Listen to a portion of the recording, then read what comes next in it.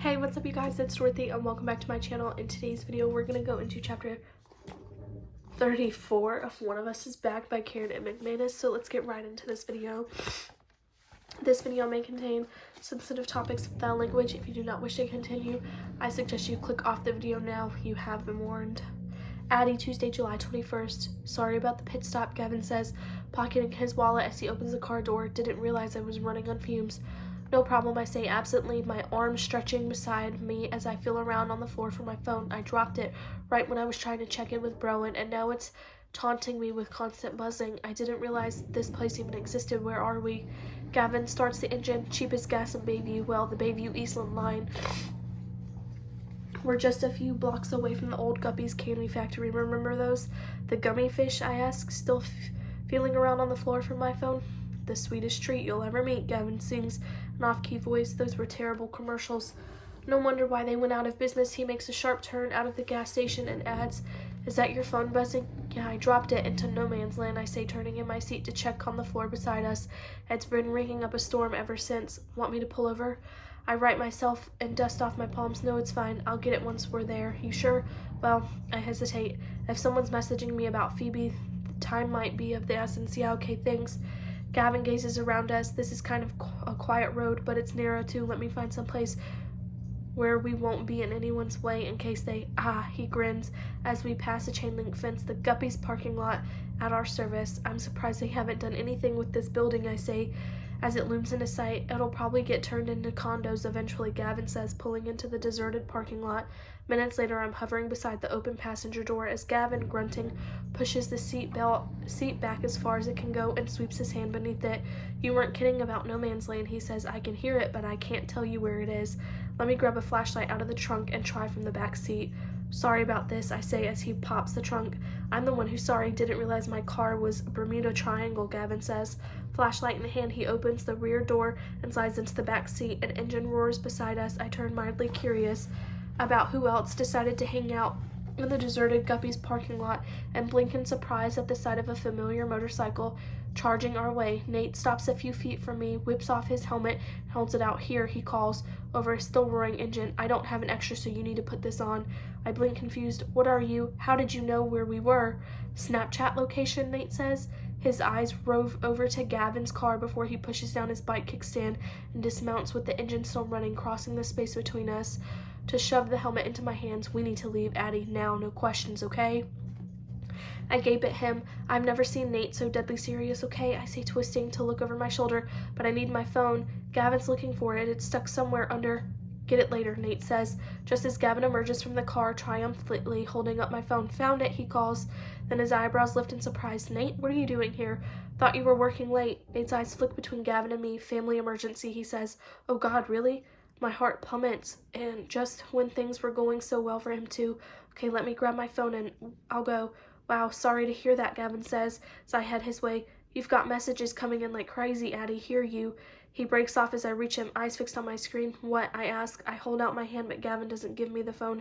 Instead, he stares at Nate. So that's why you're here, he says heavily. You know. Know what? I ask. I try to pluck my phone out of Gavin's hand, but he twists and holds it out of my reach. What are you? Gavin, give me my phone. Leave it, Addie, Nate calls, heading our way. You don't understand, Gavin says, a note of desperation creeping into his voice. All of a sudden, he's between Nate and me. I'm trying to help you guys. Chelsea, listen. Chelsea's in kind of a crisis, okay? Chelsea, I repeat, stomach twisting. Evie from Cafe Contigo, Nate says. Her real name is Chelsea Alton, though, and our friend Gavin here graduated high school with her in Ohio. My jaw drops as Gavin says, I swear to God, I'm trying to help. He holds up both hands, my phone still in one of them. If Chelsea's name means something to you, then I guess you know her dad died when she lived in Bayview. I got to know her once her family moved, and I fell for her right away. Even though she's always had kind of a wall up, he swallows hard. She's been through a lot, you know, losing both of her parents, but especially her dad. They were close. And she's never really gotten over it. She tends to dwell on stuff, but lately it's been more than that. She got the idea in her head that her dad didn't drown after all, that somebody might have killed him. She got this idea, Nate repeats. How does someone get an idea like that?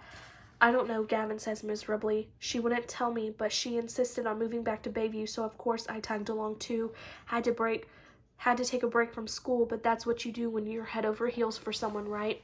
You'll do anything for them. Nate's expression thaws a fraction because, yeah, he knows what that's like. Gavin rubs a hand across the back of his neck and adds, Chelsea didn't like that, though. She broke up with me almost as soon as we got here, and then things started happening. Things, I echo. That billboard from her father's old company, Phoebe disappearing, and Reggie and Jake.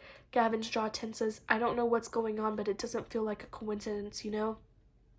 Yeah, Nate studies him, eyes narrowed. We know. And then I found this. Gavin crosses over to the still open trunk and leans inside. And Chelsea's apartment. Though we were thought you guys said you were broken up, Nate says. We are, but I have a key, and I got worried. So come look. Gavin pulls out a blue and gold jacket. I'm no expert, but I watched the news coverage of what happened in Bayview like everybody else.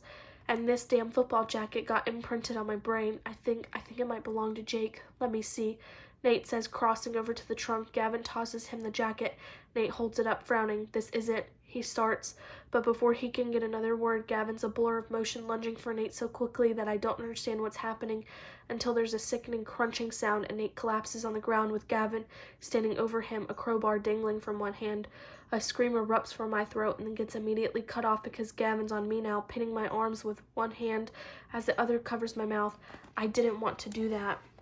He says, breathing heavily, I really didn't, but I meant what I said. I'd do anything for Chelsea, and she has to finish what she started.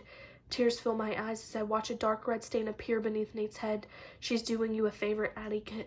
Gavin continues. You know better than anyone that Jake Wordian is a fucking menace to society. All you and your friends had to do was stay out of the way, and me and Chelsea would have taken care of him. You weren't supposed to figure things out this fast, and now I don't know what the hell to do with you. He starts dragging me toward the trunk. I fight him every step of the way, my eyes on Nate's still form. Then I see one of Nate's fingers twitch. Relief floods me. He's alive, followed by sickening dread at how small the movement was.